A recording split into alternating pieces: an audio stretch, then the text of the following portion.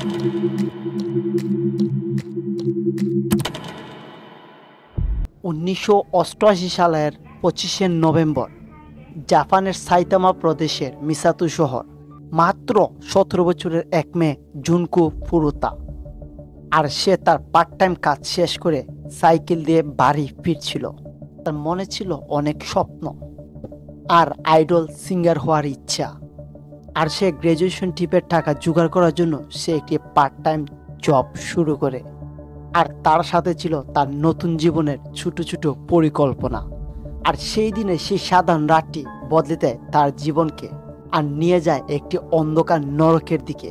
আর পরবর্তী 40 দিন নির্যাতন, অমানবিক অত্যাচার এবং অবিরাম মানসিক ও শারীরিক নির্যাতন।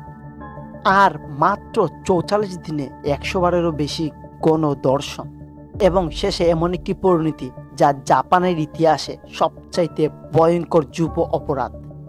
এমনকি সারা বিশ্ব এইরকম ঘটনা দ্বিতীয়বার শোনা যায়নি, আর শোনা যাবে বলেও কখনো কল্পনা করা যায় না। আর আজকের এই ডকুমেন্টারিটা শুধুমাত্র একটি মেয়ের গল্প নয়, এটি নিষ্ঠুরতার এমন একটি অধ্যায় যা শুনলে আপনার শরীর কেঁপে উঠবে। আর এই ডকুমেন্টারিতে মূলত 5টি ক্যারেক্টার নিয়ে আলোচনা করা হবে। এর মধ্যে 4 জন মেইন ভিলেন। জুনকো ফুরুতা জন্মগ্রহণ করেন 18 জানুয়ারি 1971 সালে। তিনি ইয়াসিও মিনামি হাই স্কুলের সিনিয়র ছিলেন। তার ছিল অনেক ভালো রেজাল্ট এবং ক্লাসমেটদের কাছে খুবই জনপ্রিয়। আর গ্রাজুয়েশন ট্রিপের জন্য অক্টোবর মাস থেকে একটি কোম্পানিতে পার্ট টাইম জব করছিলেন। আর সেই কোম্পানির নাম ছিল প্লাস্টিক মোল্ডিং ফ্যাক্টরি। আবার তিনি স্কুল শেষ করে একটি ইলেকট্রিক শপেও জবের অফার পেয়েছিলেন, কিন্তু সে এই জবের অফারটি রিজেক্ট করে দেয় কারণ তার ইচ্ছা ছিল অন্য কিছু। আর এই গল্পে আরও 4টি ক্যারেক্টার আছে যেগুলোর সাথে আপনাদেরকে এখন পরিচয় করিয়ে দিব। আর এই চরিত্রগুলো আপনার কল্পনার চাইতেও বেশি ভয়ঙ্কর। অন্ধকার ছায়ার মধ্যে লুকিয়ে থাকা 4 জন কিশোর হলেন হিরোশি মিয়ানো, বয়স 18, জু গোগরা, বয়স 17, শিনজো মিনাতো 16 এবং ইয়াসুশি ইয়াতানাবে, বয়স 16। তারা স্কুল ড্রপ আউট করে এবং ছোটখাটো ইয়াকুজা গ্রুপের সদস্য। চুরি, অ্যাসল্ট, ধর্ষণ তাদের নিত্য জীবনের ঘটনা। আর এই গ্যাংটি সবসময় মিনাতোর বাড়িতে হ্যাং আউট করত। তাহলে আমরা আবার মূল গল্পে ফিরে আসি। 25শে নভেম্বর 1988 জুনকো সাইকেল দিয়ে বাড়ি ফিরছিলেন। মিয়ানো এবং মিয়াতো বাইক নিয়ে ঘুরছিলেন। আর তাদের লক্ষ্য ছিল চুরি, ধর্ষণ, ছিনতাই এটসেট্রা। হঠাৎ এক পর্যায়ে মিনাতো জুনকোকে সাইকেল থেকে লাথি মেরে ফেলে দেয়। আর মিয়ানো জুনকোকে সাহায্যের বান করে, কিন্তু ইয়াকুজা থ্রেড দিয়ে একটি ওয়ার হাউসে নিয়ে যায়। আর সেখানে চলে প্রথম প্রাথমিক দর্শন। ওয়েট, আপনি ভাবতে পারেন এটা কোনো কাকতালীয় ঘটনা, বাট এটা ছিল পূর্ব পরিকল্পিত।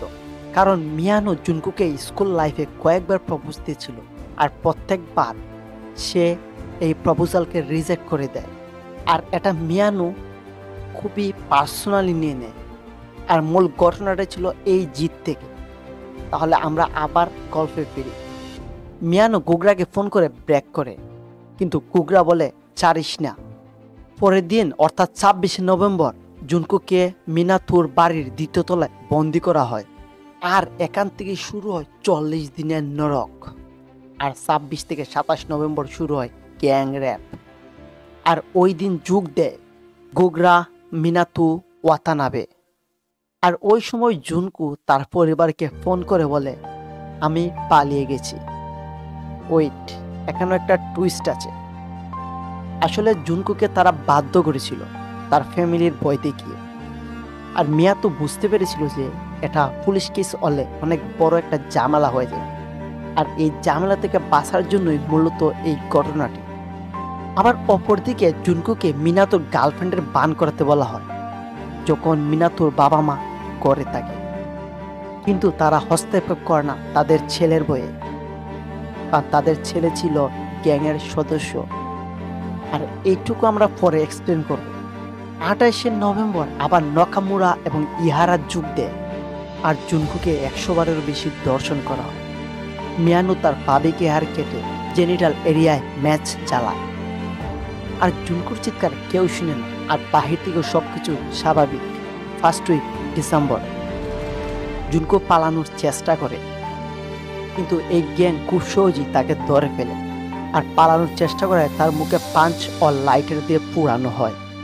নেট ডান্স, মাস্টারবেশন ফোর্স এবং উলঙ্গ অবস্থায় সারা রাত বারান্দায় দাঁড় করিয়ে রাখা হয়।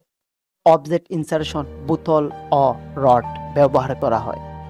অতিরিক্ত অ্যালকোহল, দুধ ও জলকানো বমিং করা হয়। সিগারেট দিয়ে পুরানো হয় এবং পেইন্ট থিনার দেওয়া হয়। আর গুগরা বলে এটাকে শিক্ষা দেয় যাতে সেকেন্ড টাইম আর পালানোর চেষ্টা না করে। তারপর সে মিড ডিসেম্বর জুনকো মিনাতুকে বলে আমাকে মেরে ফেলো, কিন্তু তারা ইউরিন থেকে ককরোচ খাওয়ানো পর্যন্ত তারা থামে না। ফায়ারফক্স এনাসে ইনসার্ট বিস্ফোরণ ঘটায়, নিপলকে ডাম্বেল স্টাম্পকে ফেলে দেয় এবং এক পর্যায়ে তার মুখ ফুলে যায় এবং গন্ধ বেরোতে শুরু করে। আর লেট ডিসেম্বরে খাবারের জায়গায় শুধুমাত্র দুধ পান করানো হয়।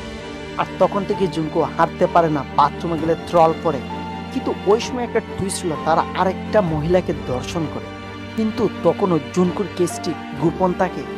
4 জানুয়ারি 1989 মিয়ানো রাগে জুনকোকে 2 ঘন্টা অত্যাচার করতে থাকে। সকাল 10টায় জুনকো মারা যান এই ট্রামেটিক শক থেকে।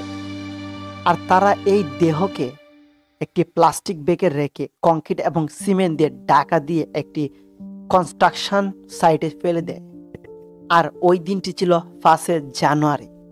আর এর মাত্র কয়েকদিন পরে 29 মার্চ স্থানীয় কিছু লোক এই জিনিসটি দেখতে পায় এবং পুলিশকে ইনফর্ম করে, এবং পুলিশের জায়গায় গিয়ে পৌঁছে দেখতে পায় এই কংক্রিট এবং সিমেন্টের ঢাকা একটি লাশ। আর পুলিশ তদন্তের মাধ্যমে এই ফিঙ্গারপ্রিন্ট থেকে নিশ্চিত হয় এটি জুনকোর লাশ। তারপরে দর্শন কেসে মিয়ামো এবং গুগরা গ্রেপ্তার হয়। বাট এখানে একটা টুইস্ট আছে, তারা কিন্তু জুনকোর কেসে গ্রেপ্তার হয় না, তারা অন্য একটি কেসে গ্রেপ্তার হয়। 1990 সালে টোকিও ডিস্ট্রিক্ট কোর্টের ট্রায়াল কিশোর হিসেবে বিচার হয় তাদের, এবং নাম গোপন রাখা হয়। নাম দেওয়া হয় সংকেতে ABCD, কিন্তু এটাকে মিডিয়া লিক করে দেয়। হিরোশি মিয়ামোকে দেওয়া হয় 20 বছর, জু গুগরাকে দেওয়া হয় 9 বছর, মিনাতো 6 বছর এবং ওয়াতানাবে 7 বছর। কিন্তু জনগণ ছিল খুবই ক্ষুব্ধ, তারা চেয়েছিল তাদের ডেথ পেনাল্টি, কিন্তু জাপানের কিশোর আইনের কারণে এটি হয়নি। পরে এটি রিফর্ম হয় আর মিয়ানোর পরিবার 50 মিলিয়ন এন কম্পেনশন দেয়। এখন আপনি ভাবতে পারেন জুনকোর কেসের জন্য তো তারা শাস্তি পেয়ে গেছে, কিন্তু মেন টুইস্ট হলো তারা জুনকোর কেসের জন্য ফাঁসে নাই। এখন পর্যন্ত পুলিশ জানে না যে এই ঘটনার পিছনে তাদের হাত রয়েছে। মিয়ানো যখন গ্রেপ্তার হয় তখন পুলিশ তাকে যখন প্রাথমিকভাবে জিজ্ঞাসাবাদ করে, আর পুলিশের প্রাথমিক জিজ্ঞাসাবাদে সে জুনকোর সম্পূর্ণ কেসের বর্ণনা দিয়ে দেয়। আর তাকে অ্যারেস্ট করা হয়েছিল অন্য একটি ধর্ষণ মামলায়, কিন্তু সে সেটি বুঝতে পারে নাই। আর এটা ছিল তার সবচেয়ে বড় মিস্টেক। আর তারপরই শুরু হলো আসল ঘটনা। একে একে গ্যাংয়ের সবাই গ্রেপ্তার হলো, কিন্তু এই হত্যাকাণ্ড এখনো থেমে যায়নি। মিয়ানো মুক্তি পায় 2009 সালে আর নাম চেঞ্জ করে দেয় ইয়াকুমা। আবার 2013 সালে ফ্রড কেস হিসেবে অ্যারেস্ট হয়। গুগরা মুক্তি পায় 1999 সালে, সে নাম চেঞ্জ করে দেয় কামিসিকিউ, এবং অ্যাসল্ট মামলায় আবার 2004 সালে গ্রেপ্তার হয় এবং 2022 সালে মৃত্যুবরণ করে। মিনাতু 1998 সালে মুক্তি পায়, আবার অ্যাটেম্পটেড মার্ডার কেসে 2018 সালে আবার গ্রেপ্তার হয়। ওয়াতানাবে 1996 সালে মুক্তি পায়, আবার 2021 সালে মৃত্যুবরণ করে, এবং নকামুরা ও ইহারা মুক্তি পায় 2000 সালে।